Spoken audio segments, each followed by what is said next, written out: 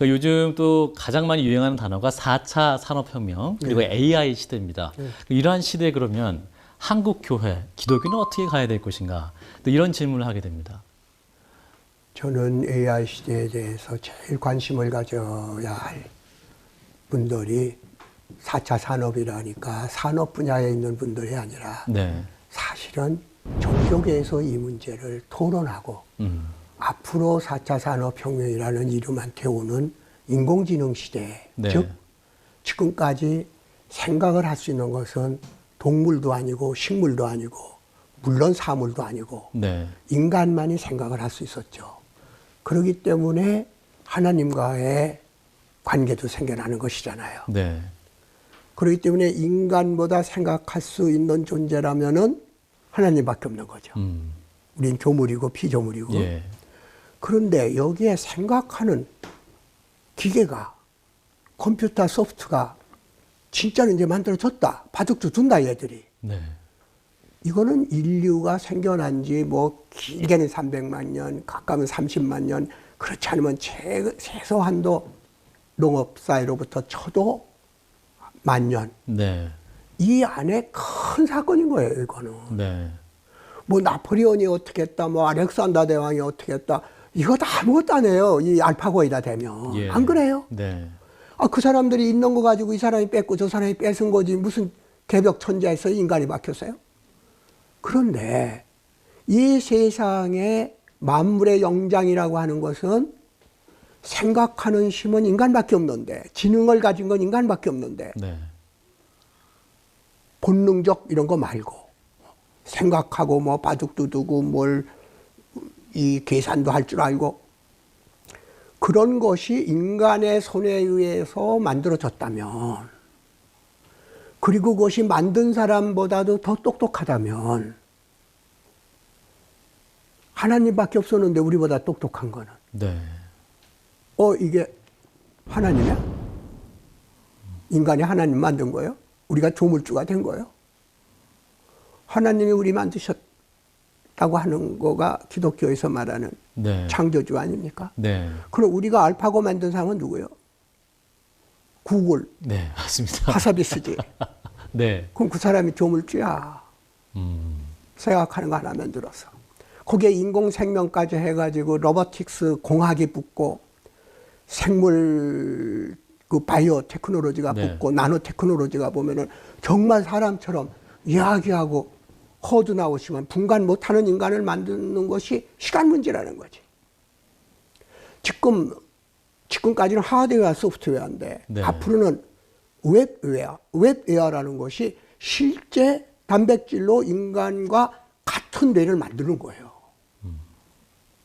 지금 EU에서도 만들고 브레인 이니시에이티브라고 해서 오바마가 정식으로 이거 연구하지 않으면 국가가 장래에 남의 나라한테 진다.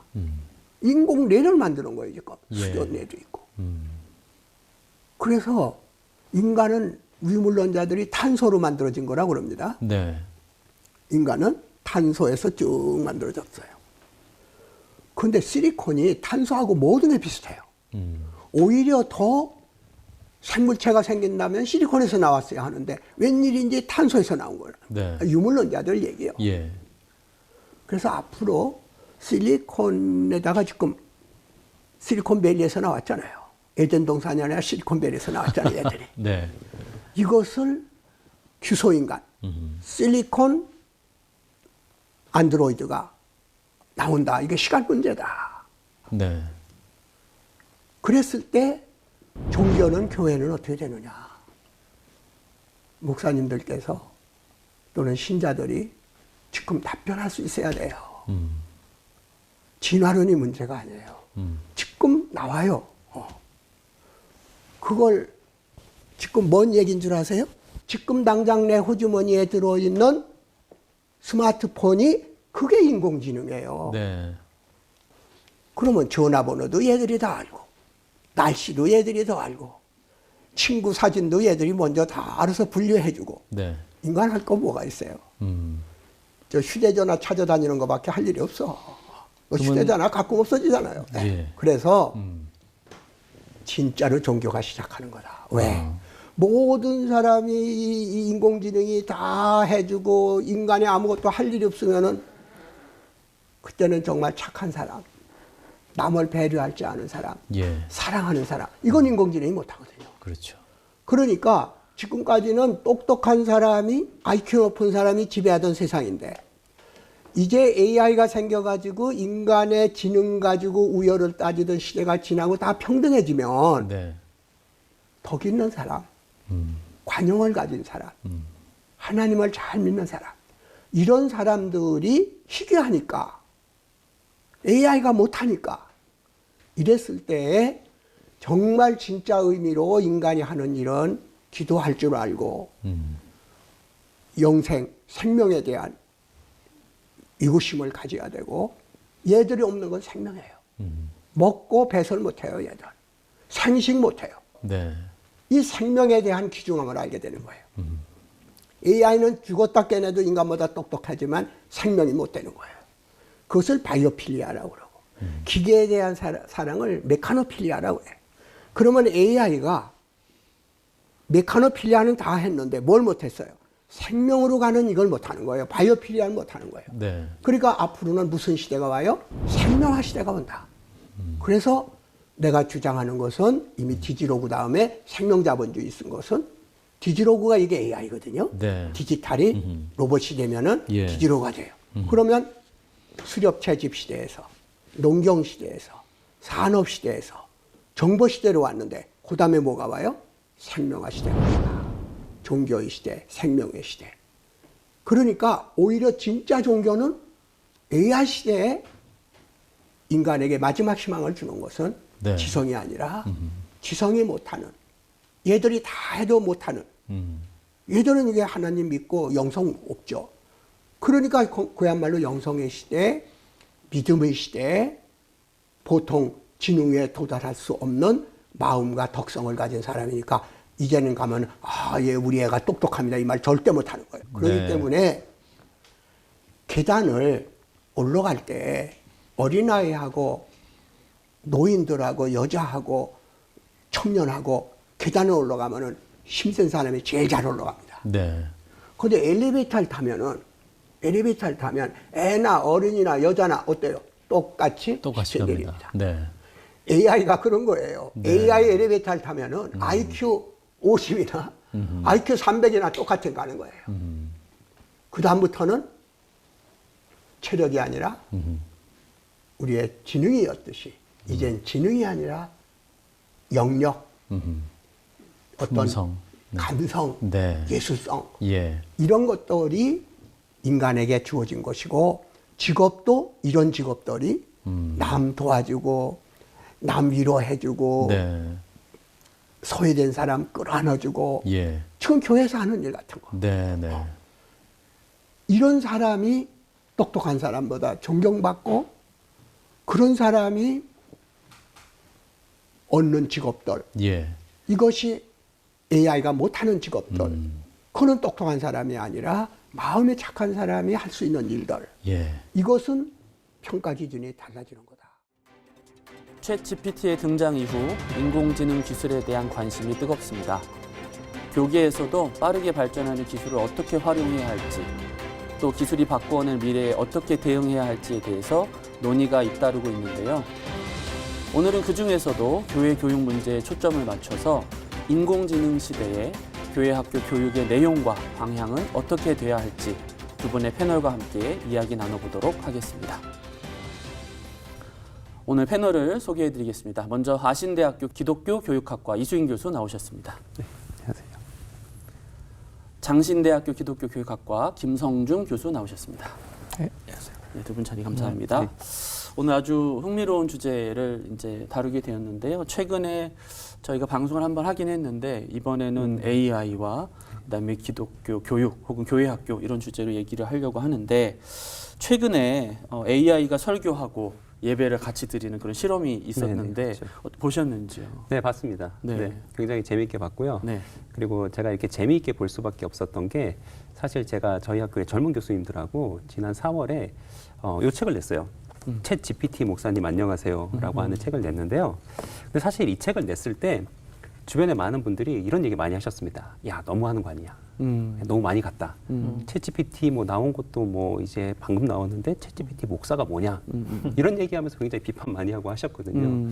근데 이게 지금 현실에서 그대로 이루어진 거죠. 그렇죠. 네. 그래서 한편으로는 아, 그렇지. 우리가 예상한 게 어느 정도 맞았구나라고 하면서 좀 뿌듯한 마음으로 보기도 하고요. 또 한편으로는 아, 굉장히 또 씁쓸한 네, 그런 마음으로 기사를 보게 됐습니다. 김 교수님도 최근에 그 챗GPT가 목사하고 네, 설교하고 예배 드리는 거 보셨나요? 어떻게 예, 보셨습니까? 저 기사 보고 굉장히 놀랬기도 하고 네네. 또 충격. 제 스스로는 개인적으로 좀 충격이었거든요. 그렇죠. 네, 네. 그리고 그 관련된 기사를 좀 다 검색을 해봤어요. 예. 근데 그 중에서 저는 좀 부정적으로 이야기한 내용들을 좀 모아봤거든요. 그랬더니 영혼이 없다, 아하. 마음이 없다, 감정이 없다, 그리고 빠르고 너무 단조롭게 이야기를 한다. 그러니까 기계의 의미이기 때문에 그리고 아바타가 나오니까 너무 이상하다. 부정적 견해가 좀 더 많더라고요. 그래서 저는 그 부정적인 견해에 좀 주목을 해봤을 때 아바타 목사가 설교한다.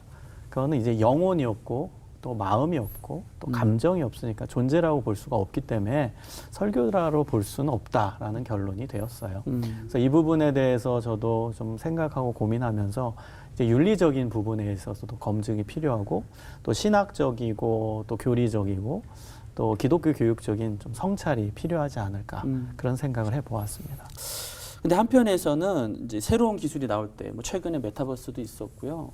뭐 그 전에는 또 다른 여러 가지 기술들이 있었는데 VR도 있고 그때마다 마치 유행처럼 그렇죠. 아 우리 빨리 네. 좀 도입해 보자. 그래서 사람 좀 더 끌어오자. 근데 진지한 성찰에 이런 건 이어지지 않다. 이런 비판도 있는데 어떻게 보시나요? 네, 저도 그 점에 대해서 굉장히 동의합니다. 우리가 지금은 이제 챗GPT 가지고 굉장히 많은 논의들을 하고 있지만 우리가 지난 2021년에 사실 메타버스 때문에 또 굉장히 논의들을 많이 했습니다. 맞아요. 그때 이제 코로나 팬데믹과 겹치게 되면서 이게 어느 정도까지 이야기가 됐느냐면은 마치 메타버스가 우리 교회 학교 교육의 뭐 대안, 예, 다음 모델이다. 뭐 이런 생각까지 뭐 하고 이런 이야기까지 나올 정도로 굉장히 메타버스에 대해서 우리가 굉장히 많은 시도들을 하고 논의들을 했는데 근데 또 지금 보면은 그 열풍이 또 싹 사라졌습니다. 그러니까요. 네, 그리고 실제로 미국의 테크 기업들도 보면은 메타버스 사업에 투자했던 돈도 지금 다 회수하고 있고 사업을 줄이고 있는 이런 분위기거든요. 근데 이제는 또 챗GPT가 나오니까 이걸 가지고 막 또 열심히 이야기를 하고 이러면서 참 화제가 되고 막 입에서 뭐 목사님도 모이기만 하면 이 얘기 하시잖아요. 네. 마치 깔때기에 이렇게 물이 모이는 것처럼 다른 얘기로 시작했다가도 결국 이제 마지막은 챗GPT로 모이게 되는 막 이런 분위기인데 근데 이제는 저희가 좀 깊이 있는 이해와 더불어서 좀 진지한 고민을 좀 시작해봐야 될 때가 아닌가 싶습니다. 왜냐하면 우리가 이걸 깊이 있는 이해가 없이 쓰다 보면은 당연히 오해도 하게 되고요. 그리고 또 한 가지는 좀 극단적인 모습이 나타납니다. 그러니까 아예 긍정적으로 아주 긍정적으로 가서 이게 챗 GPT가 뭐 모든 문제를 다 해결해 줄 것처럼 뭐 이렇게 이야기하는 분도 나올 수 있고요. 아니면 반대로 가는 거예요. 예, 부정적으로 가서 굉장히 두려워하고 뭐 이런 부분들도 나타날 수 있습니다. 근데 이 두 가지 모습은 다 경계해야 되는 모습이에요. 좀 기술적인 이런 이야기들을 할 때 어느 정도의 기본적인 이해가 있어야 우리가 제대로 논의가 가능합니다. 그리고 제대로 또 앞을 내다보고 대안을 준비하고 이야기할 수 있죠. 어떻게 보시나요? 저는 그 새로운 기술의 자리가 어딘지를 분명히 해야 된다고 생각합니다.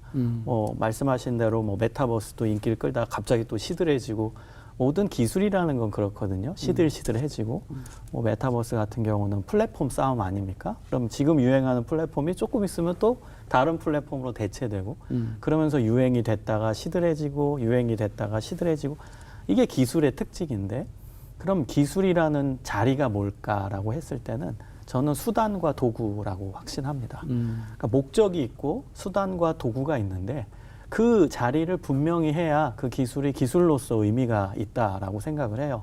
뭐 신앙교육의 기술을 접목한다.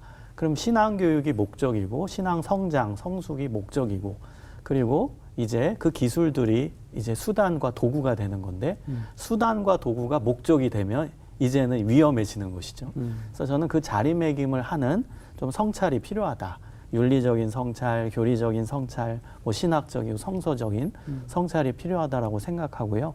또 하나 좀 생각해 본 적은 뭐냐면 저는 우리 인간을 가만히 살펴보면 두 가지의 이 본성이 있다라고 생각합니다.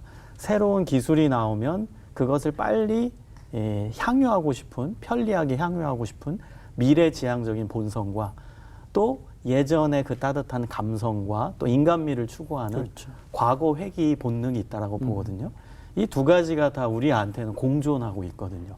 그래서 저는 이 두 가지의 경계를 좀 잘 살피고 균형을 맞추면서 새로 나온 기술이 우리 인간의 본성에 맞는지 그리고 그것과 조화를 이룰 수 있는지 그러니까 인간학에 대한 깊은 이해와 탐구가 필요하다고 보고요. 그 인간이 결국에는 그걸 수단과 도구로 쓰는 거잖아요. 그래서 인간학을 바탕으로 그 기술과 도구를 어떻게 활용할 수 있을까, 어떻게 선용할 수 있을까 이 부분에 대한 고민이 있었으면 좋겠습니다. 근데 재밌는 건 어떠냐면은 우리가 인공지능을 자꾸 연구를 하잖아요. 그리고 인공지능을 점점 연구하시는 분들, 깊이 있게 연구하시는 분들은 인공지능 자체를 연구하는 게 아니라 나중에 결국 인간에 대해서 질문을 합니다. 인간이란 뭐냐? 그리고 인공지능에 대해서 질문을 하다 보면 결국 지능이란 뭐냐? 이런 질문을 하게 돼요. 또 계속 인공지능 공부하다 보니까 제 질문이 어디로 향하냐 하면은 교육이란 뭔가? 뭐가 진짜 교육인가? 교육의 본질이 뭐냐? 교육이라고 하는 이 행위의 본질이 뭐냐? 이걸 자꾸 질문을 하게 되더라고요. 그렇기 때문에 우리가 너무 이게 확 바뀌고 있는 이런 트렌드와 이슈들을 따라잡기 위해서 노력하는 것보다는 오히려 본질에 충실하고 중심을 잡기 시작하면은 오히려 앞으로 다가오는 그 어떤 변화에도 잘 우리가 대응할 수 있을 것이라 생각합니다. 좀 더 얘기하고 싶은 게 있는데요. 네. 저도 교수님 말씀에 적극적으로 동의하고 제가 조금 전에 언급했듯이 이 수단과 도구로서의 자리매김이 중요하다고 보는데요. 그러려면은 전 기준이 있어야 된다고 보거든요. 전 사실 지금 나와 있는 뭐 챗 GPT라든지 구글 바드라든지 그거는 바로바로 검색해서 바로바로 답을 얻을 수 있게 어려운 게 아니거든요. 그래서 교회에서 활용하는 게 그게 무슨 엄청난 교육이 필요하거나 그렇진 않거든요. 그렇다면 이 인공지능이 수단과 도구로서 온전히 자리매김하려면 그 첫 번째 저는 기준이 목회자의 검증이 필요하다라고 봅니다. 뭐 예를 들어서 교회에서 아이들이 궁금한 내용에 대해서 챗 GPT로 뭐 질문을 하고 답을 바로 얻고 이게 답인가 보다 그렇게 이해하더라도 저는 그 중심에 목회자가 있어서 검증을 하고 뭐 틀린 답도 있을 수 있으니까요. 그런 부분에 있어서의 기준이 필요하다라고 보고요. 그 다음에 이제 두 번째는 예배와 교육의 이제 도구로 활용을 하는 거죠. 그래서 더 예배 잘 드릴 수 있도록, 더 교육이 기독교 교육적으로 될 수 있도록 도움을 주는데 이제 인공지능 기술이 활용되어야 한다고 보는데요. 뭐 예를 들어서 찬양할 때 찬양 뭐 PPT라든지 또 찬양 화면이라든지 바로바로 이게 생성이 되기 때문에 그건 굉장히 도움이 되고 또 목사님들이 설교하다가 원어 쓰면 어렵잖아요. 근데 바로 원어가 쫙쫙 이 화면에 설명돼서 나오고 저는 충분히 활용할 수 있는 그게 이제 본질적인 거에 이제 영향을 주지 않고 오히려 본질을 더 강화하고 본질을 더 이해할 수 있도록 도와주는 역할을 할 수 있다고 보거든요. 그런 기준들을 좀 세워가야 된다고 저는 생각합니다.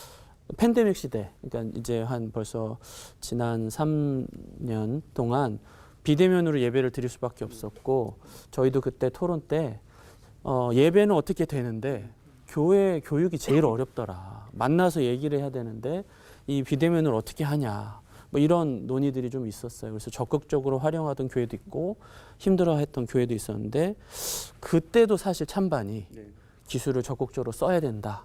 아니다. 이건 불가능하다. 뭐 만나야 된다. 그런 논의들이 좀 있었던 것 같거든요. 그런 시기는 어떻게 보셨나요? 네, 사실 한국 교회가 약간은 조금 경직돼 있고 새로운 걸 받아들이는 데 있어서 좀 보수적인 성향이 있는 거는 사실인 것 같습니다. 네, 저도 조금 그거에 대해서는 생각을 하는데 근데 어떤 문화가 좀 경직되어 있다라고 하는 거 그리고 경직되어 있지 않다라고 하는 것을 단순히 새로운 것 어떤 기술을 받아들이느냐 마느냐 이걸로 평가하는 거는 조금 아닌 것 같아요.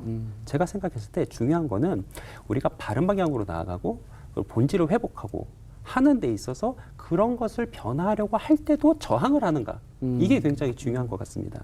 그러니까 사실 우리 모두에게는 좀 변하는 것들을 좀 싫어하는 그런 모습이 있잖아요. 그냥 하던 대로 하려고 하는 현상을 유지하려고 하는 그런 모습이 있는데, 근데 문제가 뭐냐면 지금 현재 우리가 보니까 우리의 상황이 잘못돼 있어요. 우리 현재 위치나 우리 지금 하고 있는 것들에 좀 문제가 있어요. 본질을 좀 회복해야 되겠어요. 변화해야 되겠어요. 그러면 이런 상황에서 어떻게 해야 되느냐면은 최대한 빨리 그 자리를 벗어나고 변화의 발걸음을 옮겨야 됩니다. 근데 그런 상황에서도 저항한다면, 그런 상황에서도 변화하지 않으려고 한다면은 그러면 그 사회는 조금 경직돼 있고 그리고 약간 좀 너무 지나치게 보수화되어 있는 것이 아닌가 하는 그런 생각들을 합니다. 그러면 결국 그 교회 교육의 본질이 뭔가? 라는 게 질문을 안 물어볼 수가 없겠는데요. 네. 어떻게 생각하시나요? 교회 교육의 이제 본질이라고 했을 때는 우리가 예수 그리스도의 이제 복음 전파, 그리고 나서 한 사람 한 사람이 예수님께서 기뻐하시는 예수님의 사람으로 성장하는 것이죠. 그러니까 예수님을, 저는 신앙교육의 목표를, 우리의 모델 예수님이시잖아요. 그래서 우리 한 명 한 명의 우리 다음 세대 아이들을 예수님의 성품을 가진 자녀로 키우고, 그리고 예수님이 이 땅에 오셔서 하셨던 말씀, 복음을 전하시고, 또 아픈 자들 위로하시고 치유하시고, 그리고 어려운 사람들과 함께하고, 예수님이 복음서에서 보여주셨던 그 모습을, 그 사역을 재현하게 하는 그런 아이들로 키우는 게 아닐까 생각합니다. 이제는 저는 정보가 완전 오픈된 시대라고 보거든요. 그래서 저는 이것을 또 다른 종교개혁의 시기가 아닐까, 그런 생각을 해봅니다. 왜냐하면 중세 이제 종교개혁 이 시대를 보면은 로마 카톨릭은 이제 사제 중심이었고, 그리고 사제들이 라틴어 성경을 가지고 있었고, 본인들만 그 정보를 가지고 있었잖아요. 그리고 종교개혁 이후에 이제 루터가 독일어 성경으로 라틴어 성경을 번역해서 일반인들도 성경을 보고 읽을 수 있고 성경의 정보를 알 수 있게 했거든요. 그게 종교개혁의 또 중요한 취지고 내용인데, 지금 이 인공지능 시대가 마치 그와 비슷한 거예요. 이전에는 우리가 목회자가 다 주석하고 목회자가 다 연구해서 설교를 하고 성도들은 그냥 듣기만 하고 아이들은 이게 맞나 보다 생각했는데, 이제는 정보가 완전히 오픈이 돼 있기 때문에 자기 스스로 성경도 연구하고 저 목사님의 말씀이 사실인지 아닌지 스스로 검증도 해보고 그런 시대이기 때문에 저는 오히려 또 다른 종교개혁이 일어날 수도 있는 분위기다라는 생각이 들어요. 그래서 생각한 점은, 지금은 이제 교사와 목회자의 역할이 정보 전달자가 아니라 이제 진짜 예수님의 삶을 보여줘야 된다. 삶으로 가르쳐야 된다. 지난 AI 관련한, 챗GPT 관련한 토론에서 한 교수님 뭐라고 하셨냐면, 이 챗GPT는 여러 가지 이야기를 상호 배우고, 그래서 다양한 목소리들이 함께 공존하는 거에 대해서 인정하더라. 그래서 어떤 주장이나 질문을 하면 거기에는 여러 가지 입장이 있을 수 있습니다. 네. 이걸 기본적으로 깐다는 거예요.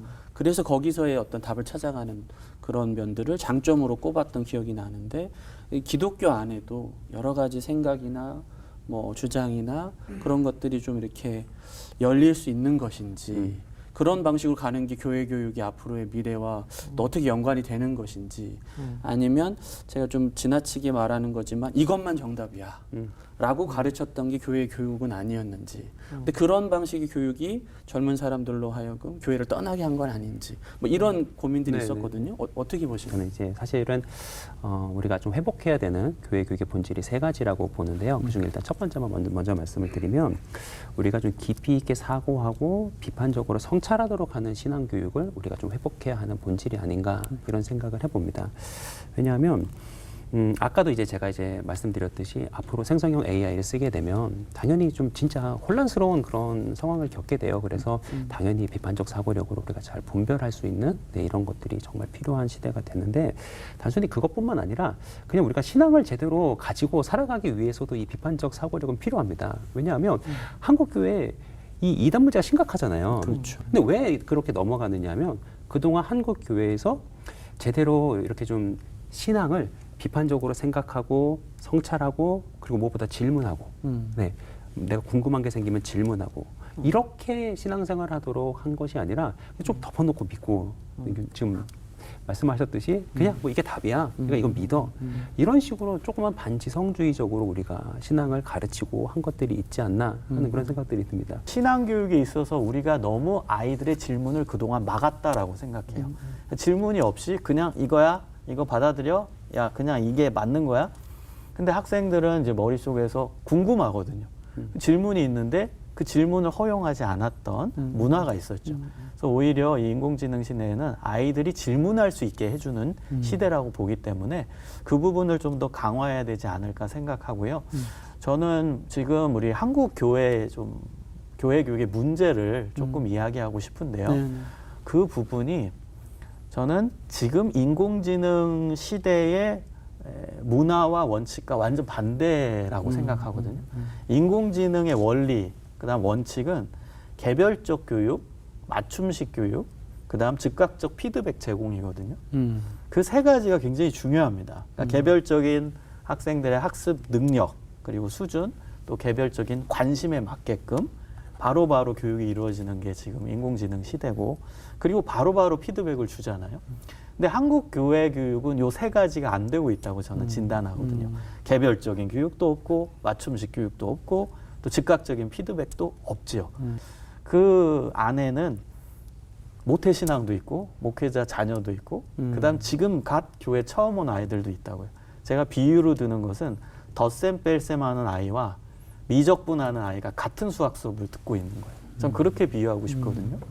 그래서 지금 이 개별적 교육의 인공지능 시대의 문화고 이게 철학인데 한국 교회는 전혀 안 돼 있고 동일한 컨텐츠, 동일한 이제 내용을 전달해주고 있기 때문에 이제는 바뀌어야 된다. 인공지능 시대에 걸맞게 바뀌어야 된다. 저는 그 철학을 가지고 오면 좋겠다라는 생각이 들어요. 그래서 수련회도 이제 소그룹으로 아이들의 니드와 필요에 맞게끔 펼쳐주는 거죠. 뭐 말씀 통독이 필요하다, 그럼 말씀 통독 소그룹 수련회. 기도를 뜨겁게 하고 싶다, 그럼 기도 수련회. 또 나는 좀 이렇게 힐링을 원한다, 선생님과 대화하면서 상담 받고 싶다, 그럼 상담형 수련회. 그리고 나는 국내 성지 순례 하고 싶다, 성지 답사 수련회. 이렇게 소그룹 수련회들을 마련해서 아이들의 영적인 필요에 맞게끔 선택형으로 가야 되지 않을까. 이게 저는 최소한의 개별적 교육이라고 보고요. 그러니까 저도 이제 교수님이 말씀하신 것처럼 AI가 제공해 줄 수 있는 장점이 있는데요. 이거를 AI한테 맡기기보다는 AI가 제공할 수 있는 장점을 교회 공동체가 제공하는 걸 저는 조금 더 좋겠다라고 생각을 합니다. 그렇게 생각하는 이유가 뭐냐면, 그러니까 우리가 에듀테크라고 이제 기술적으로 약간 교육을 좀 접근하시는 분들이 많이 계세요. 근데 이분들이 인공지능을 2010년부터 인공지능이 막 개발되고 시작하면서부터 계속 꿈꿨던 게 뭐냐면은 차별화, 개별화 교육이에요. 근데 과연 이 개별화, 차별화 교육이 장점만 있느냐라고 하는 거예요. 이게 그렇지 않거든요.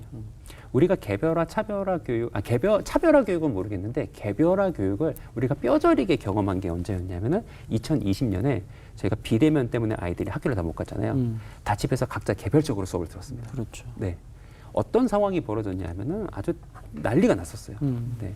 아이들이 공부를 잘하고 뭐 이런 게 아니라 오히려 더 배우기도 적게 배우고, 그리고 뭐 학습 동기도 떨어지고, 그리고 실제로 아이들이 정서적인 문제도 나타나기도 하고, 네, 이런 부작용들이 굉장히 심했죠. 그래서 사실 개별화 교육이라고 하는 게 어떻게 보면 굉장히 매력적으로 들리기도 하지만 사실 부작용도 굉장히 많습니다. 왜냐하면 사실 우리 아이들은요, 다른 사람들과 사회적으로 부딪히고, 그리고 이 학습 공동체라고 하는 이걸 통해서 아이들이 사실은 배우고 건강하게 성장해 나가요.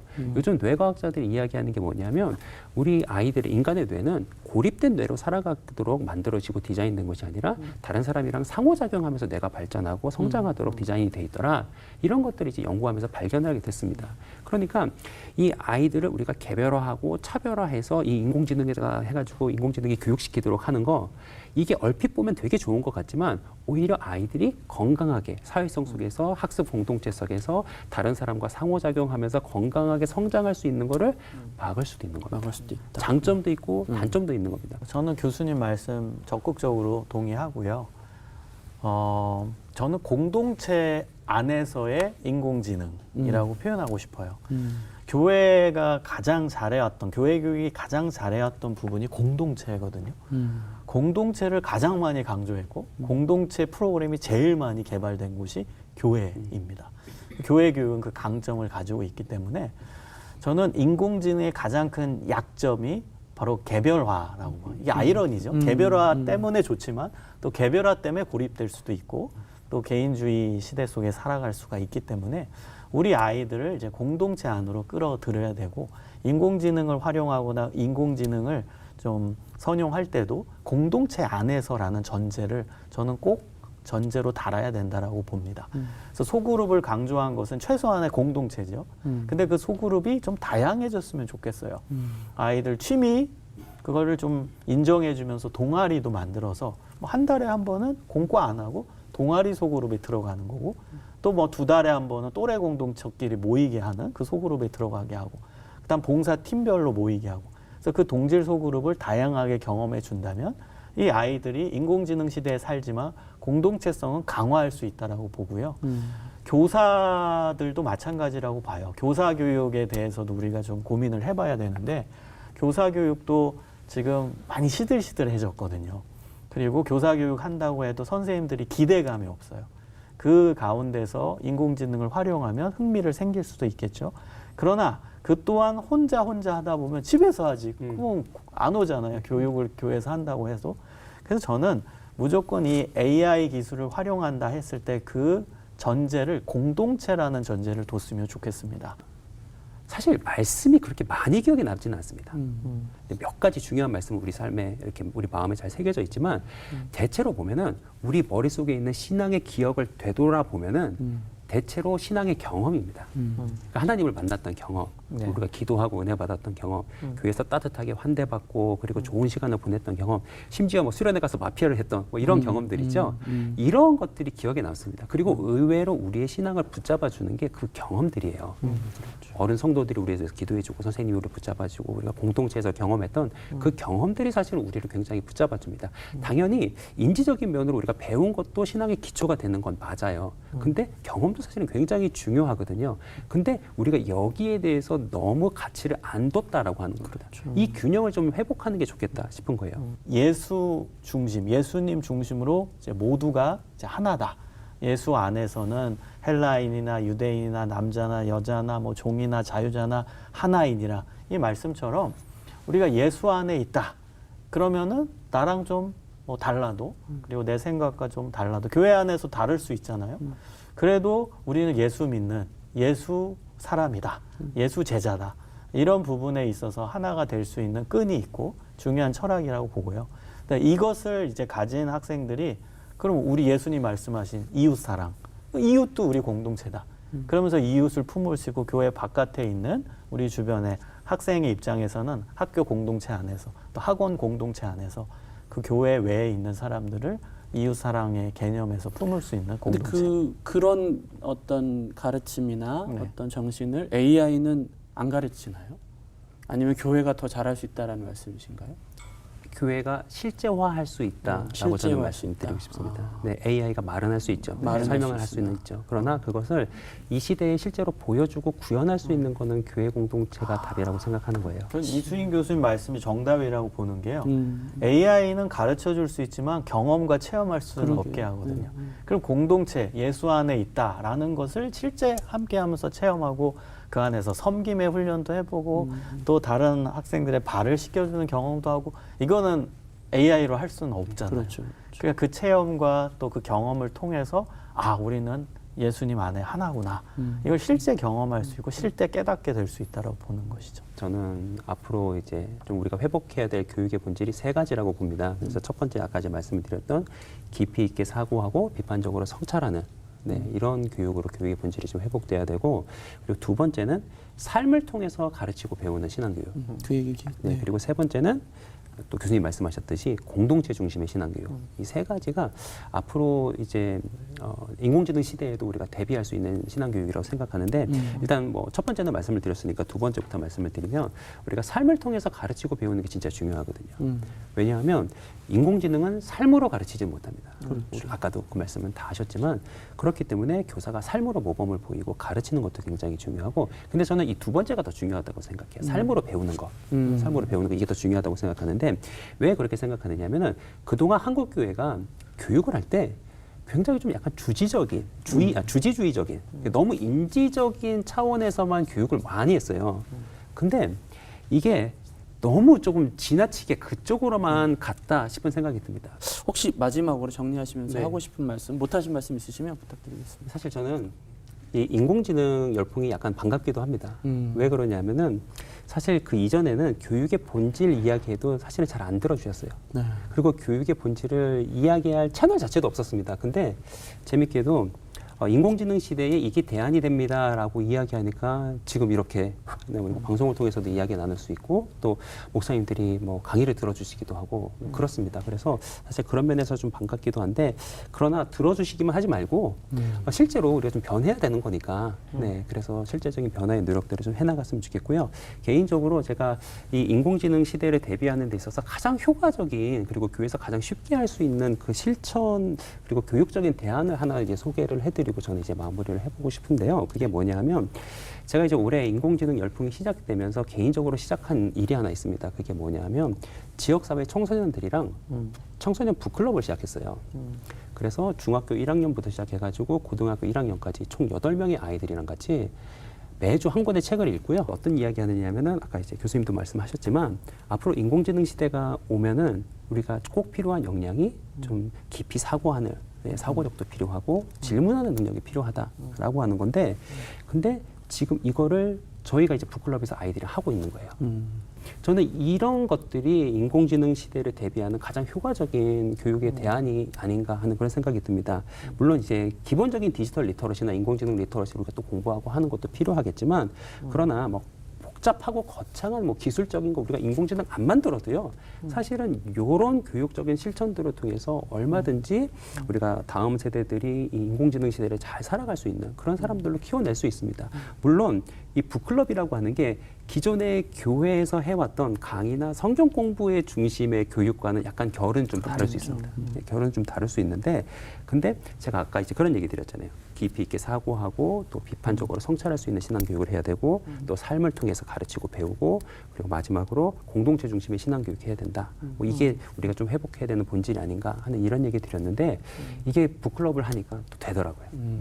교회라고 하는 울타리를 넘어서서 우리가 약간은 공공신학이 우리 삶 속에서 실천이 되고 있는 네, 그런 모습이 되고 동시에 이게 인공지능 시대를 또 준비하는 그런 교육적인 실천이 되는 것이 아닌가 이런 생각을 해봅니다. 그래서 우리 목사님들이 너무 어려운 거 거창한 것만 생각하시기보다는 이런 접근도 괜찮으실 수 있다라고 하는 차원에서 말씀드려봅니다. 네, 고맙습니다. 김 교수님. 네, 제가 만든 말인데 제가 자주 사용하는 말이 있어요. 평범한 사람은 위기 가운데서 위기를 경험하지만 하나님의 사람은 위기 가운데서 기회를 찾는다. 우린 하나님의 사람이기 때문에 이 안에서 저는 기회를 찾아가야 되지 않을까 생각해요. 그 인공지능이 하나의 기회가 될 수 있거든요. 저는 인공지능 이야기를 할 때 또 목사님들과 또 대화도 나눠봤어요. 어떻게 생각하냐. 그런데 저기 이제 시골에서 힘들게 사역하신 목사님들이 좋아하시더라고요. 왜냐하면 이전에는 무슨 자료를 찾으려면 뭐 어디 서점에 가고 또 비싼 거 사야 되고 뭐 해야 되는데 이제는 핸드폰 안에서 뭐 지리산에 있든 한라산에 있든 어디 있어든 그거를 검색하면 그 자료를 그 방대한 자료를 얻을 수 있다라는 거예요.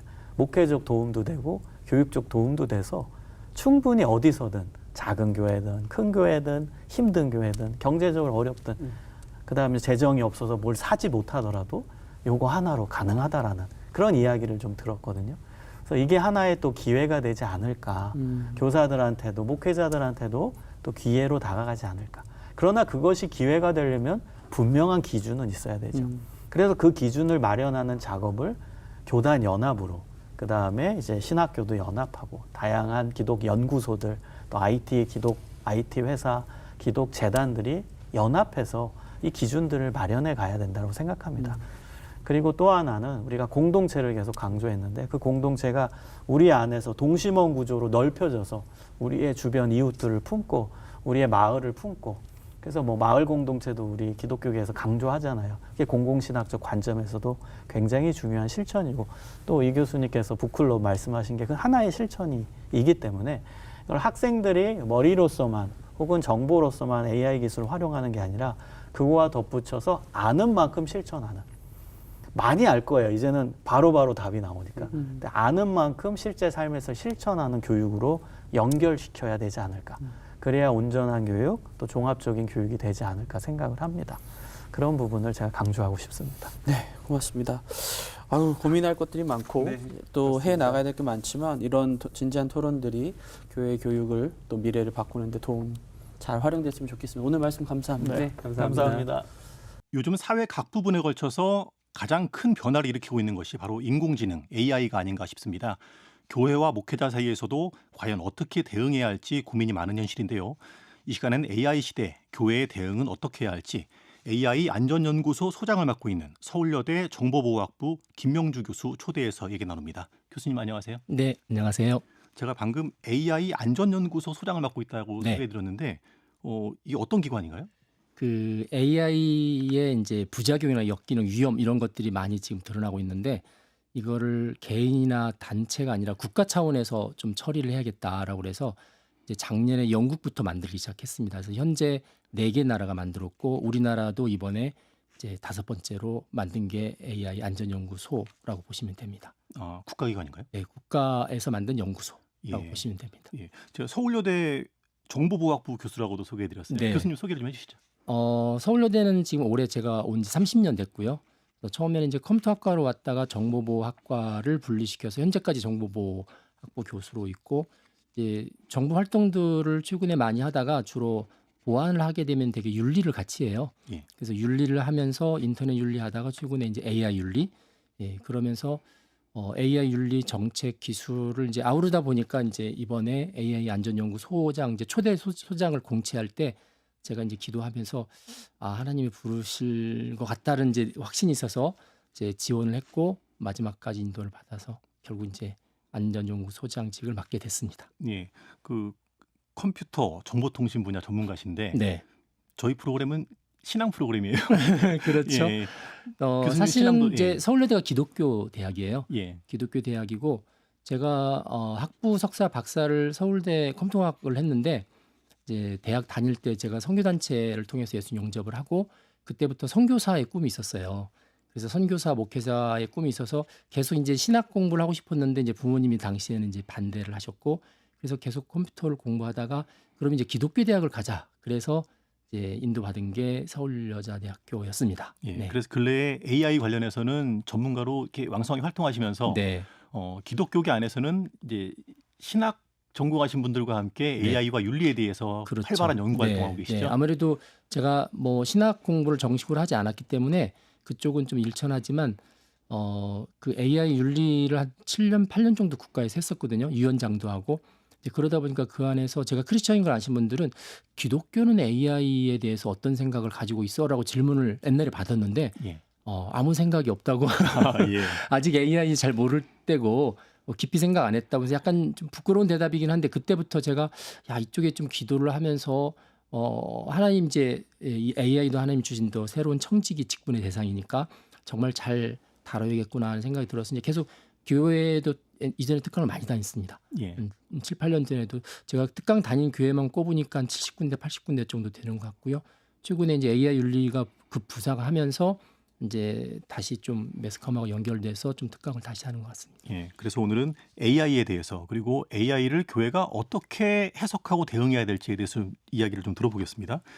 먼저 AI 인공지능 그 개념부터 좀 정리를 해주시죠. 우리 많이 알고 듣고 하긴 하지만 네. 그래도 정확히 한번 개념을 예. 사람에서 뭐 가장 중요한 게 머리라고 그러잖아요. 뭐 다른 데도 중요하긴 하지만 모든 이제 손발이 머리의 지시를 받고 지능의 지시를 받는데 70년 전에 컴퓨터가 처음 나올 때 사람들이 이 컴퓨터가 점점 발달하면 사람의 머리 역할도 하겠다라고 생각을 했어요. 그래서 인공지능이란 말은 이제 인간의 지능을 인위적으로 만든 거라고 생각을 하시면 될 것 같고 70년 전부터 연구를 했습니다. 예. 그래서 계속 연구하다가 한때 이렇게 사람들이 몰려서 연구하다가 다시 씻고 열정적으로 오르다가 씻고 하기 한 3번 정도. 지금 이제 3번째 여름기라고 하는데 그렇게 했는데 인공지능은 한마디로 이야기하면 사람이 머리로 할 수 있는 모든 것들을 컴퓨터가 대신하는 거다 이렇게 보시면 돼요. 그래서 이제 대개는 뭐 단순하게 반복하는 게 아니라 우리가 뭐 한 직업에서 직업인으로 활동하려면 몇 년 배우고 또 현장 경험하고 2, 30년 현장 경험하면 그 분야 이제 전문가가 되잖아요. 그 전문가들의 머릿속에 들어있는 것들을 얘가 다 가져가는 거로 보시면 되기 때문에 처음에는 전문가 시스템 이렇게 불렀었어요. 이제 그러다가 최근에 그냥 인공지능 이러는데 얘가 사람이 학습한 것들을 얘가 일단 학습합니다. 그러니까 스스로 학습합니다. 예. 지시해서 학습하는 경우도 있지만 스스로 학습하고 그다음에 얘는 또 스스로 움직여요. 그걸 보통 자율성이라고 하는데 인간이 개입하지 않아도 지가 알아서 결정을 합니다. 그리고 또 하나는 얘가 똑똑해요. 어느 정도 똑똑하냐면 뭐 몇 년 전에 바둑 경기에 2016년에 우리나라 이세돌을 알파고가 이겼잖아요. 예. 제가 뭐 몇 년 바둑 공부하면 이세돌을 이길 수 있는지 모르겠지만 못 이기겠죠. 근데 이제 그런 것처럼 모든 분야에 뛰어난 전문가보다 더 뛰어난 역할을 하기 때문에 이런 지능성, 자율성, 학습성을 갖고 있는 인간의 지능을 모사하는 컴퓨터 프로그램 이걸 이제 인공지능이다 이렇게 부릅니다. 예. 스스로 움직이면서 똑똑하기까지 하니까 그렇죠. 또 학습도 스스로 하니까 네. 이게 어디까지 발전할 수 그게 있을까? 굉장히 무섭죠. 예. 왜냐하면 지금까지 인간들이 만든 모든 기술들은 사람이 통제할 수 있었어요. 뭐 하다가 뭐 위험하면 우리 기술 쓰지 마 이럴 수도 있고 또 제한을 두기도 하고 그랬는데 얘가 똑똑하면서 스스로 움직이고 또 이제 나중에는 점점 혼자서도 학습할 거거든요. 지금은 사람이 학습을 시켜주지만 예. 자 그렇게 되면 이제 인류가 80억이라고 그러면 80억의 IQ를 합한 것보다 더 뛰어날 텐데 이거 컨트롤 안 되는 거 아니야? 그래서 이제 AI 하시는 분들이 가장 무서워하는 게 뭐냐면 통제력 상실이에요. 예. AI가 점점 이게 이제 SF 영화 같은 데서 많이 나오잖아요. 그렇죠. 이제 뭐 이게 시간축으로 놓고 보면 얘가 점점 발달할 텐데 그럼 언젠가는 인간의 통제를 벗어날 일이 올 거다라고 보고 있는 거죠. 그거를 그 레이 커즈와이라는 분은 이제 특이점이라고 표현했거든요. 뭐 특이점이 온다는 책에서 특이점이라고 표현했고 그분은 2045년 정도 되면 그 순간이 올 거다 그렇게 보고 있는데 최근에 챗GPT가 한 2년 전에 나타나면서 사람들이 챗GPT를 써보더니 그리고 그 뒤에 AI 발전한 걸 보니 2045년은 너무 먼 이야기고 한 2040년 어떤 분은 앞으로 5년 뒤쯤이면 나타날 거다. 그렇게 빨리요? 네, 그렇게까지 보시는 분들이 계시는데 이제 합의된 의견은 아닙니다. 예. 보시는 시각에 따라서 조금씩 다릅니다. 예. 과거에 SF 영화에서 이제 AI가 인간을 공격하는 네, 그런 상상을 했었는데 네, 그게 실현될 수 있을 가능성도 염려할 만큼. 그렇죠. 예. 이쪽 AI 하신 분들한테 유명한 일화가 있는데 어느 백화점에 손님이 너무 많으니까 주차장이 좁은 거예요. 그래서 백화점 옆에 이제 백화점 소유의 나대지가 몇십 년 동안 이렇게 비어 있는 공지가 있는데 백화점에서 야 저거 저기다 주차장을 새로 세웠으면 좋겠다라고 생각을 해서 이제 주차장 공사를 할 때 그 수십 년 동안의 그 나대지의 주인이 따로 있었는데 그 누구냐면 개미입니다. 개미들이 굴을 파고 예. 그때 백화점 주인이 개미들한테 죄송합니다. 이제 우리가 주차장 만들 테니까 비워주세요라고 말을 할까? 왜 이런 비유를 하냐면 AI한테 인간이 풀어야 되는 많은 문제들을 이제 계속 맡길 거거든요. 그러다가 환경 문제를 맡기면 야 이거 환경 가만히 보니까 인간이 다 망쳐놨네. 그러면 인간이라는 존재만 빼내면 지구는 다시 원래대로 생태계로 돌아갈 것 같은데 인간이 지금까지 주인이었잖아요. 그러면 이제 AI가 그 백화점 공사하듯이 우리한테 이제부터 당신들을 빼낼 건데 괜찮겠습니까라고 물어볼까? 아니면 심지어 인간이라는 존재조차도 인식 안 하고 어떤 액션을 취할까? 그게 이제 전통적으로 AI 통제를 벗어나는 일화 중에서 가장 유명한 일화 중에 하나입니다. 예. 지금 말씀하신 그 일화는 이제 그렇게 될 수도 있다. 이렇게 될 수도 있다. 라고는 미래를 네. 예측하는 건데 네. 지금의 인공지능은 어디까지 와 있습니까? 현재는 뭐 가장 가까운 예를 한번 들어볼게요. 지금 코로나가 3년 지났잖아요. 코로나 끝나긴 했지만 코로나 동안에 이제 주로 만나는 걸 못하니까 이제 우리 학생들이 졸업을 하면 회사 취업할 때 면접 시험을 보잖아요. 네. 이제 서류 평가한 다음에 면접도 다 비대면으로 봤어요. 그래서 되게 이제 줌이라는 프로그램을 깔아서 심사위원들이 쭉 각자 방에 앉아 있고 그다음에 지원자가 자기 집에서 접촉해서 봤는데 조금 돈이 있는 회사들은 줌을 쓰지 않고요. AI 면접관이라는 걸 썼습니다. 그래서 AI 프로그램을 개발해서 AI가 질문을 하면 이제 학생이 이제 지원자가 카메라를 통해서 말을 하죠. 그러면 이제 주로 표정을 분석합니다. 저 친구가 거짓말하고 있다. 자신감이 없다. 뭐 이런 것 등등을 이 얼굴 근육 한 60가지 넘는 근육들을 가지고 분석하는데 그게 상당히 정확도가 높고요. 네. 그다음에 말을 하잖아요. 그럼 말을 하는 거는 글로 바꿔서 우리 회사가 원하는 인재상한테 필요한 역량이 그 말 속에 잘 녹아져 있는지를 또 AI가 평가를 합니다. 그렇게 해서 붙고 떨어지는 작업을 지난 3년 동안에 700개, 우리나라 700개 기업이 했었어요.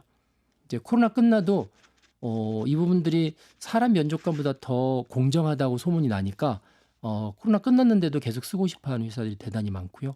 심지어 최근에는 이제 대학 입시, 그러니까 보통 수시 면접 때는 보통 입학사정관들이 면접을 보잖아요. 그래서 그 수시 면접도 사람보다는 AI가 더 공정할 게 아닐까라는 생각 때문에 그것도 이제 테스트하는 과정 가운데 있습니다.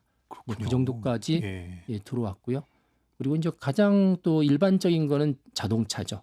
네, 이제 자율주행차라고 그래서 보통 자율주행차가 레벨이 5개가 있는데 3까지는 1, 2, 3까지는 사람이 책임을 져요. 근데 4, 5가 되면 사람이 운전석에 앉질 않거든요. 근데 지금 기아자동차, 현대자동차가 최소한 내년까지는 4의 수준의 자율주행 자동차를 내놓겠다라고 이야기했기 때문에 이제 그렇게 되면 요즘 이제 연로하신 분들은 자동차 운전에 부담을 갖잖아요. 그러면 이제 굉장히 생활이 편리해지는 반면에 택시 업계는 굉장히 큰 난리가 벌어질 수도 있습니다. 뭐 그런 파장들이 이제 하나씩 드러나고 있죠. 예, 몇 가지 예를 말씀하셨는데 면접 과정에서 AI를 활용한다고 하니까 네. 개인이 가지고 있는 지식이나 뭐 이런 부분은 이런 것들은 AI가 데이터를 가지고 평가를 한다 하더라도 네. 사람의 성품까지도 AI가 구분할 수 있다는 얘기네요. 그렇죠. 이제 그 정도까지 해서 그 사람의 뭐 MBTI 분석하는 것도 있고요. 성향 분석도 하고. 그럼 이제 성향이 성품은 아닌데 그래서 어떤 분들은 이제 그런 이야기를 해요. 그냥 나는 딱 한눈에 5초 안에 저 사람이 누군지 안다. 근데 AI는 그런 거 없지 않느냐. 예. 그러니까 사람 면접이 낫다라는 이야기를 하시는데 반대로 생각하면 우리가 사람 면접할 때 하루 종일 면접을 하면 뒤로 가면 힘들거든요. 그리고 밥 먹고 나면 힘이 생겨서 또 밥 먹고 나서 면접하는 경우는 점수가 좋고 여러 가지 선입견과 환경들이 좀 특이한 게 존재해서 AI로 하게 되면 그런 게 없어지니까 훨씬 공정하지 않을까라고 생각하는데 사실은 그게 맹점입니다. 우리나라 AI 면접관 솔루션을 갖고 있는 회사가 한 5개 되는데 네. 그중에서 한 2개가 독과점을 하거든요. 예. 근데 제가 이제 그 2개 회사의 내막을 이렇게 들어봤는데 회사들은 공정하게 하려고 대단히 많이 노력을 해요. 근데 실제로 공정한지 안 한지 객관적인 테스트는 아직은 법이 없어서 받지를 않아요. 그러니까 회사가 공정한 걸 믿고 그냥 하는 거죠. 근데 이제 미국 같은 경우는 어느 이제 주에서 법 예를 들면 이제 워싱턴 주 같은 경우는 어떻게 하냐면 회사에서 AI 면접관을 쓰려면 1년 전에 주정부한테 공정성 테스트를 받아라. 그리고 미국 내에는 이제 차별이 벌어질 수 있는 요소를 보통 보호 변수라고 그래서 한 18가지 정도를 설정을 해놨어요. 법적으로. 예를 들면 피부 색깔, 그다음에 경제적인 색깔, 학벌 뭐 그런 18가지를 놓고 공정하다고 판단받으면 그다음부터 써라 이렇게 돼 있는데 우리는 그런 테스트가 법적으로 안 돼 있어요. 그래서 이제 그런 것들을 사실 좀 해줘야 될 필요가 있을 것 같고 그래서 기성세대들은 AI 면접 그러면은 별로 관심 안 둬요. 왜냐면 본인들이 면접 볼 기회가 별로 없으니까. 근데 이제 생각을 딱 바꿔 생각해보면 우리 집 아이가 조만간 AI 면접에 의해서 대학을 갈 수도 있고 취업을 할 수도 있고 요즘 이제 외국 같은 데 갈 때 비자를 내주거나 출입국 관리소에서 입국을 허가할 때 전부 AI가 합니다. 앞에 있는 사람은 AI가 결정한 걸 대신 읽어주는 역할을 하는 거거든요. 그럴 때 만약에 그게 사람들을 차별한다면 무슨 문제가 있을까? 이런 부분들이 이제 계속 AI를 쓰면서 장점도 있지만 걱정해야 되는 부분들인 것 같아요. 예. 그런 부분 말고 네. 역기능으로 우려되는 지점들이 더 있나요? 뭐 그게 이제 사용하는 거에 따라서 조금씩 다른데요. 네. 뭐 예를 들면 이렇습니다. 요즘에 그 죽은 사람도 살리잖아요. 돌아가신 아버지 살려서 예. 가족들이 만나기도 하고 과거에 2020년도에는 그 거북이라는 이제 혼성 그룹 중에서 그 남성 가수가 죽었었는데 12년 만에 부활시켜서 노래를 불렀어요. 근데 그 노래가 죽기 전에는 몰랐던 노래를 새로운 노래를 부른 거죠. 저는 이제 그거를 굉장히 중요하게 생각하는 이유가 죽은 사람을 AI가 부활시켜서 살아있을 때의 활동을 계속할 수 있도록 하는 거거든요. 그래서 저는 그거를 앞으로는 AI 때문에 살아있는 사람이 죽은 자랑 경쟁하는 시대가 될 것 같다. 그러면 AI 때문에 직업 잃을 거라고 대단히 뭐 걱정들을 많이 하는데 그 걱정보다 더 큰 걱정이 살아있을 때 사람들한테 인정받았던 사람들, 성공했던 사람들이 죽은 다음에도 AI로 부활해서 계속적인 활동을 하게 되면 뭐 예를 들어서 우리 조인규 목사님 다시 부활하셔서 매주 새로운 설교를 한다든지 하영주 목사님 계속 그렇게 되면 우리 새로운 목사님들은 설교하실 수 있는 기회들을 잃어버릴 텐데 라는 생각을 하게 돼서 이게 이제 목회자뿐만이 아니라 지금 다 나타납니다. 최근에 에일리언 로물루스라는 영화가 개봉했는데 거기에 보면 2년 전에 죽었던 이안 홈이라는 분을 AI로 부활시켜서 영화 출연을 시켰거든요. 그거는 지금 헐리우드에 있는 배우들이 누군가 그 자리를 할 수 있었음에도 불구하고 AI가 대신한 거잖아요. 이게 네. 딱 그 케이스죠. 그래서 음악, 뭐 영화, 그다음에 요새 이제 전문가, 뭐 의사 이런 부분들도 최근에 목회자분들도 뭐 최근에 이제 돌아가신 목사님의 목소리를 통해서 대신 읽게 하거나 일부 교회에서는 그렇게 하기도 하는데 어떤 분들은 아예 그냥 이미지를 살려서 그냥 원래 온전한 모습으로 그다음에 새로운 설교로 그분 스타일로 이제 그분 스타일로 설교를 할 수 있도록 AI한테 훈련을 시킬 수 있거든요. 이제 그렇게 되면은 상당히 파급들이 커서 저는 이게 이제 고린도전서 6장 12절에 그런 말씀이 있는데 모든 게 가하지만 모든 게 유익한 게 아니다. 그래서 기술이 가능하다고 그래서 과연 저렇게까지 해야 될까? 이제 그런 부분들이 계속 숙제로 던져지는 거고요. 일부에서는 그런 거 원한다 그럴 테고 일부에서는 야 그거 살아있는 사람한테 너무 가혹한 거다. 좀 제한을 해야겠다. 이런 부분들이 뭐 직접적인 윤리의 이슈는 아니지만 이제 고용 문제부터 시작해서 가치관의 문제 다 흔들고 있는 상황들입니다. 예, 생각해 볼 부분이 많군요. 네. 뭐 이미 세상을 떠난 분의 영상을 살려서 네. 뭔가 활동하는 일이 벌어진다면 뭐 저작권 문제도 있을 수 있고. 네, 이 그렇죠. 예. 최근에는 이제 돌아가신 보통 집에 할아버지 돌아가신 분 사진 있으면 AI가 그거를 움직이는 동영상으로 바꿔줍니다. 예, 봤습니다. 그거. 나 보셨죠? 예. 그래서 저는 집안에 돌아가신 분의 움직이는 동영상을 놓으면 집안 분위기가 과연 좋아질까? 그건 잘 모르겠지만 기술적으로는 가능해요. 기술적으로는 가능한데 아까 말씀드렸듯이 기술적으로 가능하다고 우리가 다 수용할 거냐? 이 부분에 있어서 이제 가치관의 문제가 나오는 거죠. 예.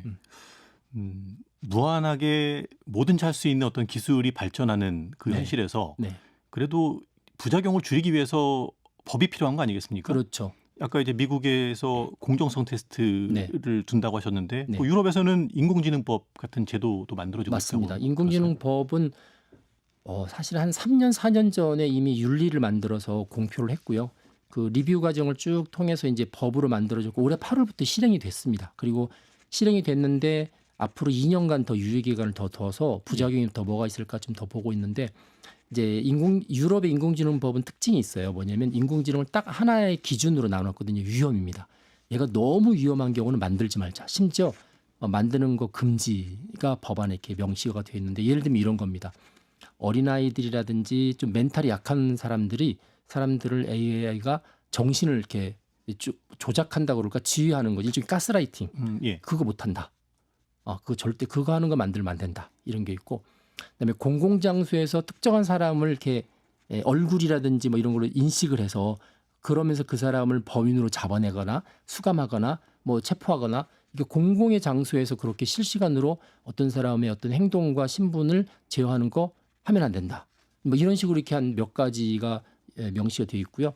그 다음에 금지는 안 하지만 너무 위험한 거 아까처럼 뭐 그 나라 입국할 때 입국 비자를 줄지 말지.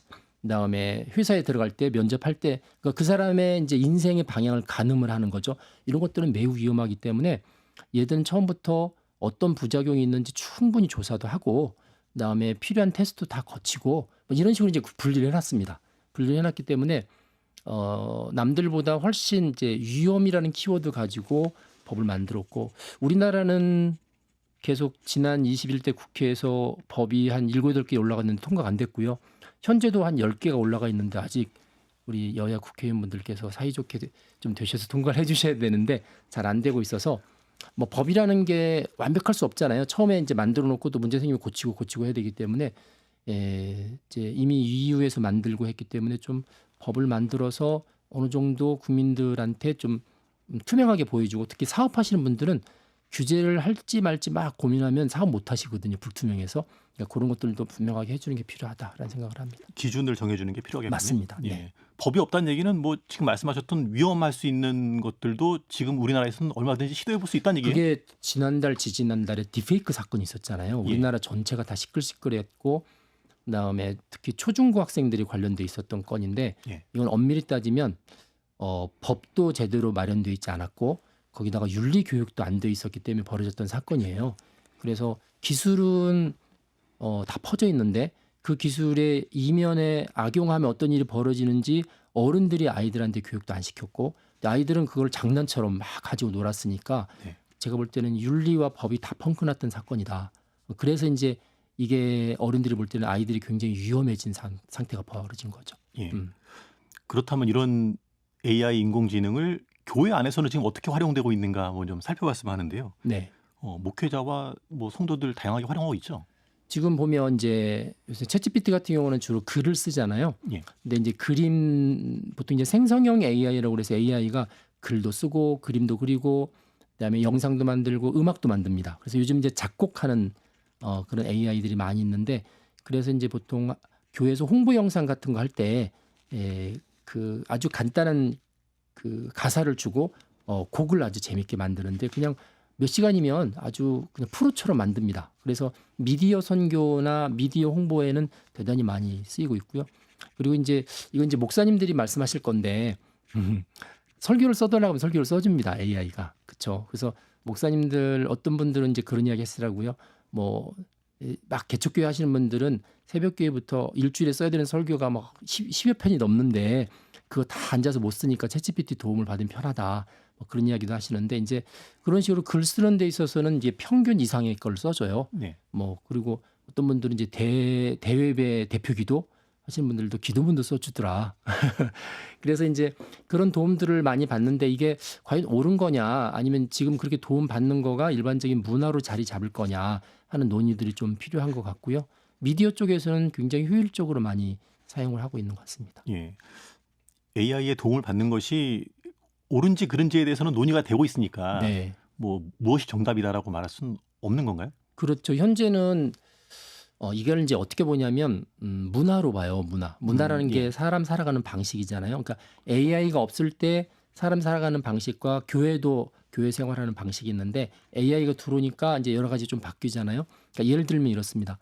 우리가 옛날에는 이제 그 찬양 집회 같은 게 잘 이루어지지 않았을 때는 처음에 찬양 집회를 하게 되면 이제 스크린 설치하고 빔프렉트 설치하고 예. 드럼 놓고 할 때 굉장히 논란이 많았잖아요. 그랬죠. 네, 이제 스크린이 어디 감히 십자가 앞에 스크린이 내려오느냐부터 시작해서 또 하나는 이제 헌금할 때 온라인 헌금한다고 그럴 때 아니 어떻게 그걸 온라인으로 이체를 하느냐. 근데 지금은 다 온라인으로 월급을 받으니까 예. 그리고 코로나 3년 동안에 온라인 헌금이 되게 많이 퍼졌거든요. 그것처럼 이제 새로운 기술이 들어오고 세상에서의 사람의 모습이 바뀌면 교회도 어느 정도는 그 살아가는 방식을 이제 수용을 해줄 필요가 있는 거죠. 그런 면에서는 AI에서 글도 쓰고 뭐 하는 것들을 교회에서도 활용하면 선교나 목회에서도 도움이 된다면 충분히 들어올 수 있는데 문제는 이제 어느 선까지 허용할 거냐. 아까처럼 모든 것이 가능하지만 모든 게 다 유익하거나 다 덕을 세우는 게 아니라면 이제 어느 선에서는 잘라야 되는 거죠. 이제 그거에 대한 논의들이 좀 필요한 것 같습니다. 예. 전문가 시각에서 볼 때 일반적인 사회에서 AI가 활용되는 범위와 교회 안에서 활용되는 정도 교회는 사회에서 활용되는 것보다는 교회는 훨씬 더 느리죠. 느려요. 네, 굉장히 보수적입니다. 예. 네, 굉장히 보수적이고 사실은 뭐 AI가 없어도 성령 충만할 수 있고요. 오히려 AI가 없어도 훨씬 더 신앙생활 이전에 보시면 그렇잖아요. 예. AI 없이도 얼마든지 성령 충만할 수 있고 신앙생활 잘할 수 있기 때문에 구태여 AI가 들어올 필요가 있느냐. 그건 이제 특히 세상 문물이다 이렇게 많이 볼 수 있기 때문에 그런데 이제 이게 어른들은 그런 생각을 하는데 문제는 아이들이거든요. 예. 아이들은 벌써 학교에서부터 AI를 쓰고 있고요. 그다음에 뭐 AI 교과서도 쓴다고 그러잖아요. 그러면 이제 교회에 딱 오면 주일학교 공과책은 옛날 책이고 학교에서는 디지털 교과서를 쓰고 있고 예. 그러면은 아이들이 느낄 때 교회는 청학동처럼 느껴질 수가 있어요. 그러니까 예. 이게 교회에 오면 문화 충격을 받을 수밖에 없잖아요. 이제 그런 면에서 세상에 있는 문화가 좋다는 의미가 아니라 그들이 살아가는 방식과 교회가 접점을 좀 가져야 되기 때문에 AI가 좋아서 쓴다기보다는 AI를 써서 살아가는 게 보편화된다면 교회도 그런 부분들을 그게 성경적인 원리하고 배치가 되지 않는다면 또 수용해 주는 것도 좋고 또 한편으로 보면 요즘에 중고등학생들의 크리스천 비율이 4%도 채 안 된다고 그러거든요. 거의 뭐 미전도 종족 수준이어서 그 아이들이나 젊은 세대들을 교회가 품으려면 그들이 고민하고 그들의 문화 코드를 교회도 사실은 같이 제공을 해주는 게 맞기 때문에 이제 그런 면에서는 이제 완전히 배타시 하는 것보다는 좀 그들의 언어로서 교회에서도 좀 이해해 줄 수 있는 부분 측면에서는 좀 수용하는 것도 괜찮다라는 생각을 합니다. 예. AI 활용을 교회가 수용한다면 뭐 문제되지 않게 잘 수용하면 좋을 텐데 네. AI 발전이 하나님의 창조 질서와 반하는 부분, 네. 성경의 가르침과 반하는 부분 있습니다. 어떤 거죠?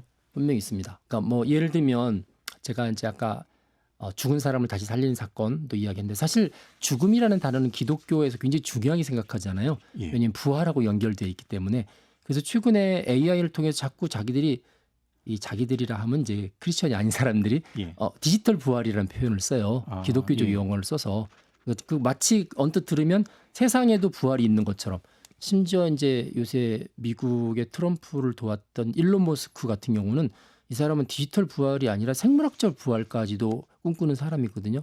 그래서 뉴럴링크라는 회사를 만들어서 그 뇌에 있는 기억을 바깥에 백업했다가 육체가 바뀌면 다시 이걸 복귀시키면 사람이 영생할 수 있다. 뭐 이렇게까지 이야기해서 실제 회사를 하고 있는 사람들이라서 이제 그런 부분들이 어떻게 보면은 이게 진화론 교육이라든지 유물론하고 엮여 있습니다. 그래서 예. 그런 문문을 가만히 보면 기독교 특히 성경에서 말하는 죽음과 그 이후의 부활이라는 키워드가 하나님이 쓰시는 하나님의 영역인데 마치 그게 하나님 밖에서도 얼마든지 주무를 수 있는 듯한 느낌을 주는 거가 대단히 위험하다는 생각을 하고 있고요. 그리고 또 하나 이제 관계인데 최근에 일본도 그렇고 중국이나 뭐 프랑스에서 AI가 이제 사람처럼 생기는 보통 휴머노이드 인형처럼 생기는 거 이렇게 들어갑니다. 들어가서 실리콘으로 되어 있기 때문에 진짜 사람처럼 촉감도 그런데 말을 하고 카메라로 인식하고 귀로 듣고 그럼 진짜 사람처럼 느껴요. 그리고 그래서 최근에 결혼하겠다고 해서 결혼한 사람들이 대단히 많습니다.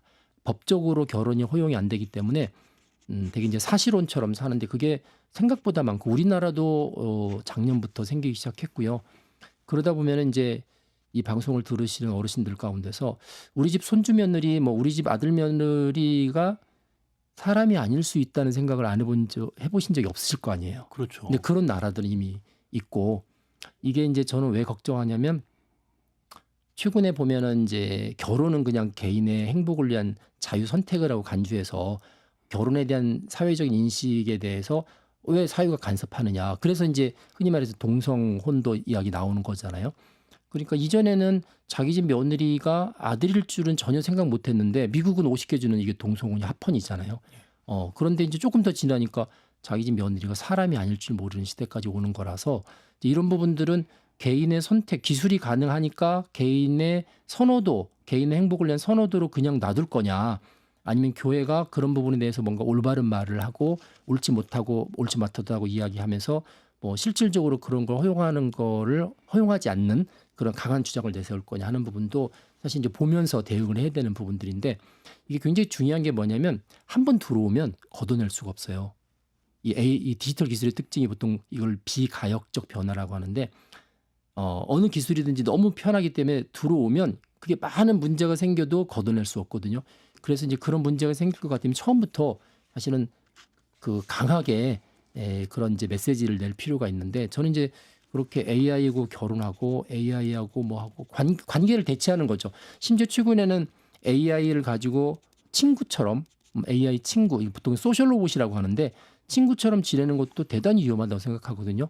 왜냐하면 거기에 사람들이 푹 빠지면 남용이나 중독이 벌어집니다. 그러면 인간관계가 대체되는 거예요. 사람과 사람과의 관계에서 사람과 대상이 바뀌는 거죠. 사람과 AI의 관계로 바뀌고 이제 본인만 행복하면 되지 않느냐고 생각하는데 다른 행복을 몰라서 그런 거잖아요. 이제 그런 부분들 교회가 굉장히 기도 많이 해야 되는 부분이다. 이게 굉장히 눈 앞에 가까이 와 있습니다. 예. 네. 기술이 일단 우리 생활에 들어오면 다시 돌이킬 수 없다. 그렇죠. 예. 자동차 같은 경우 보시면 예. 자동차가 굉장히 편리하잖아요. 근데 어떤 분들은 자동차 교통사고 때문에 인생이 확 바뀌신 분도 계시고 뭐 집안에 이제 그런 사고 당하신 분 계시면 집안 전체가 다 힘들어지는 경우도 있어서 그분들은 그런 생각할 거예요. 차라리 옛날에 자동차 없이 마차 타고 다니는 시대가 불편하긴 했어도 지금보다 더 행복했겠다. 그렇다고 해서 자동차를 걷어낼 수 없잖아요. 똑같습니다. AI가 들어오고 스마트폰도 우리 집 아이 스마트폰 밤새도록 게임 중독 막 이러는데 스마트폰 없는 세상에 살고 싶다라고 해서 스마트폰이 없어지지 않거든요. AI가 딱 그렇습니다. 한번 들어오면 예. 걷어내기 힘들기 때문에 이 부분에 대해서는 처음부터 깨어서 잘 판단하고 목소리 좀 높이고 해야 된다라는 생각을 합니다. 유럽연합이 인공지능법을 만들어서 위험할 수 있을 것으로 예상되는 거는 아예 개발도 못하게끔 하는 것은 네. 그런 이유 때문이군요. 그런 이유 때문이다. 이제 그거는 예. 종교적인 색채는 없지만 예. 그러니까 이제 인간이 우선이다. 그러니까 AI 때문에 인간이 조종당하거나 AI 때문에 인간의 인권이 갑자기 이렇게 침해를 당하거나 이런 것들은 막아야 된다라는 거고요. 작년에 우리가 AI 법을 냈을 때 많은 시민단체들이 반대를 했었어요. 그 법에 대해서. 왜 반대했냐면 우리나라 법이 대부분은 금지하는 게 없었어요. 그냥 위험한 거 안에 들어가서 위험한 게 너무 세면 우리도 금지하면 되는 거지 뭐 처음부터 얘는 못 만들어 그렇게 할 필요가 뭐가 있느냐. 이제 그게 시민단체들하고 이제 의견 차이가 벌어진 거도 우리도 유럽연합처럼 금지하는 걸 만들어라 하는 거고 이제 의원들이 내시던 안 가운데서는 아니 위험한 거의 스펙트럼 범위는 금지부터 허용까지 있으니까 거기서 다루면 되는 거 아니냐. 사실 별로 사실은 중요한 건 아닌데 예. 이제 일단 그러니까 금지라는 게 없으면 무조건 허용한다는 건데 말이 안 된다 이제 이런 의견들이 있어서 그래서 이번에도 법안이 한 10개 올라갔는데 또다시 그 부분 때문에 약간 좀 삐그덕거리는 것 같아요. 예. 네. 말씀을 듣고 보니까 이제 AI와 윤리 이 부분에 대해서 네. 교회가 적극적으로 관심을 가져야겠어요. 그렇죠. 예. 적극적으로 관심을 가져야 되고 어떻게 보면은 하나님이 이제 세상을 만드신 다음에 이 세상에 대한 유임 통치를 인간한테 해주신 거잖아요. 그리고 인간 안에는 하나님의 이제 영으로 창조돼서 하나님의 어떤 이미지가 있는데 이제 이거를 인공지능이 들어오면서부터 인간을 대체하고 심지어 요즘 이제 포스트 휴머니즘 쪽에 가게 되면 AI가 사람처럼 행동할 때 그 사람하고 그 AI 사람하고 원래 인간으로 태어난 사람하고 정의를 다시 해야 된다. 그러니까 섞어서 해야 된다. 왜냐하면 점점 사이보그가 될 텐데 사람의 몸에 어떤 기계들이 들어가서 사이보그가 되고 그 다음에 사이보그도 점점 생물 기능하고 합해져서 이렇게 되면 이제 경계선이 흐려질 텐데 뭐 그런 이야기를 하는데 저는 대단히 반대하고 있는데 당연히 생물학적으로 태어난 사람이 인간이지. 예. 근데 이제 보통 이제 포스트 휴머니즘이신 분들은 그렇게 안 보거든요. AI도 인간처럼 인권을 줘야 되고 똑같이 동등하게 돼야 된다. 이런 의견들을 막 내기 때문에 이런 부분들은 좀 잘 특히 이제 하나님의 창조 질서를 알고 있는 크리스천들 입장에서는 좀 단호하게 이야기할 필요도 있다라는 생각을 합니다. 예. 그렇다면 기독교인들이 AI 도입을 이제 생각할 때 네. 가장 고려해야 될 기독교적 윤리 기준 뭘 생각해야 될까요? 자, 그게 뭐 딱 한 가지는 아닌데 저는 이제 이게 사실은 기독교 아닌 데서도 똑같은 이야기를 해요. 인간을 위한 AI라는 표현을 합니다. 인간을 위한 네, AI. 그 AI를 위해서 인간이 존재하는 게 아니고 예. 인간을 위해서 AI가 존재하니까 첫 번째 인간이 통제할 수 있어야 되고 그다음에 인권을 침해하면 안 되고 언제든지 중단할 수 있어야 되고 뭐 이런 거여서 이제 마치 인간이나 AI나 똑같다 동등한 인격체다 이렇게 하지 않는 그런 선까지는 우리가 충분히 활용할 수 있는 도구로서 쓸 수 있다라는 생각을 합니다. 예. 지금 들었던 이야기들은 이제 AI가 악용됐을 때 네. 최악의 상황을 이제 가정해서 네, 이제 이야기를 들은 그렇죠. 것이고 네. 뭐 비판 없이 그냥 수용하는 것도 문제겠지만 그렇다고 안 쓸 수는 없잖아요. 네. 교회 안에서 우리가 이걸 AI를 어떻게 활용하면 좋을까요? 목회자와 성도들에게 좀 뭐 제시해 줄 수 있는 그 방법이 있을까요? 최근에 이제 챗GPT를 많이 쓰시잖아요. 예. 제가 이제 챗GPT 이야기만 잠깐 해드리면 챗GPT는 인간이 지금까지 축적해 놓은 지식들을 뭐 거의 대부분 학습을 하셨다고 보면 돼요. 예. 학습을 했기 때문에 그 학습한 걸 토대로 해서 우리가 뭘 지시하면 그 지시에 따라서 평균 이상의 어떤 글들을 만들어냅니다. 보통 이제 이걸 합성 산출물이라고 하는데 그러니까 아무리 어떤 사람이 공부를 했어도 균형 있게 알고 있을 수는 없잖아요. 모든 분야를. 근데 얘는 균형 있게 알고 있는 게 있어요. 예. 이제 그런 면에서는 내가 아무리 잘 아는 거라도 한번 AI한테 물어보면 내가 놓치고 있는 부분들이 이렇게 드러납니다. 그래서 아주 빠른 시간 안에 나의 지식의 결점들을 이렇게 보충할 수도 있고요. 심지어 내가 전혀 모르는 영역도 얘한테 배울 수가 있습니다. 물어봐서 하나씩. 그러니까 지식의 성장도 대단히 빠르고 이제 그런 굉장히 좋은 툴이라서 어느 영역이든지 지금 우리 청취자분들이 이 어떤 직업을 가지고 계실 텐데 그 직업의 영역에 있어서 마치 내 파트너처럼 AI를 좀 활용하면 업무 효율성이 대단히 좋아져요. 좋아지는데 이제 그런 부분들을 활용할 수 있는 사람하고 활용할 수 없는 사람하고 나중에 보면 이제 효율성이 차이가 벌어지니까 제가 마치 그런 이야기를 하는데 옛날에 타자를 쳐서 글을 썼던 세대가 있었잖아요. 손으로 쓰다가 타자기를 치다가 워드 프로세싱을 했잖아요. 그럼 이제 어느 회사에 워드 프로세싱하는 직원이 타자기 치는 직원하고 똑같은 월급을 받는다고 생각을 하면 이게 과연 견뎌질까? 안 되죠. 그러니까 그러니까 AI가 사람의 직업을 뺏어가는 게 아니고 AI를 잘 쓰는 사람이 AI를 잘 못 쓰는 사람하고 일하는 거가 싫어지는 세대가 올 거거든요. 예. 그런 면에서는 이제 크리스천들도 뭐 이게 효율성에 있어서는 좀 부담스럽긴 하지만 효율성을 추구한다면 일단 잘 써보시는 게 중요할 것 같아요. 잘 써보시고 그다음에 얘도 문제가 있는 게 있거든요. 이제 그 문제가 있는 부분들을 좀 미리 아는 거죠. 그래서 예를 들어서 자동차 운전을 하게 될 때 자동차를 몰게 되면 굉장히 효율적이잖아요. 시간 단축도 되고 대신에 얘로 인해서 벌어질 수 있는 사고 교육도 미리 받아야 되잖아요. 그런 것처럼 이 AI에 대한 어떤 문제점을 충분히 공부도 하고 그다음에 이거를 그러니까 안 쓰는 게 아니라 그러면서도 쓸 수 있는 거는 써 보면은 새로운 세계가 열립니다. 예. 네, 신세계가 열립니다. 네. 그런데 이제 챗GPT를 활용한 글쓰기를 예로 말씀하셨는데 네. 그런 생각도 해봐요. 설교문, 기도문을 요청해서 이제 받아봤는데 네. 챗GPT가 이 결과값을 내는 그 배경에 네. 이단들도 기독교 용어를 그대로 쓰잖아요. 그렇죠. 그 문제도 굉장히 심각한 예, 문제입니다. 교리적으로든 뭐 윤리적으로든 네. 기독교와 유사한 용어를 쓰고 있는 데이터들을 활용해서 글을 내주면 이게 문제가 될 수도 있는 거 아니에요? 그래서 이제 제가 어떤 말씀을 드리냐면 AI의 핵심 기술에 크리스천들이 많이 들어가야 된다는 생각을 해요.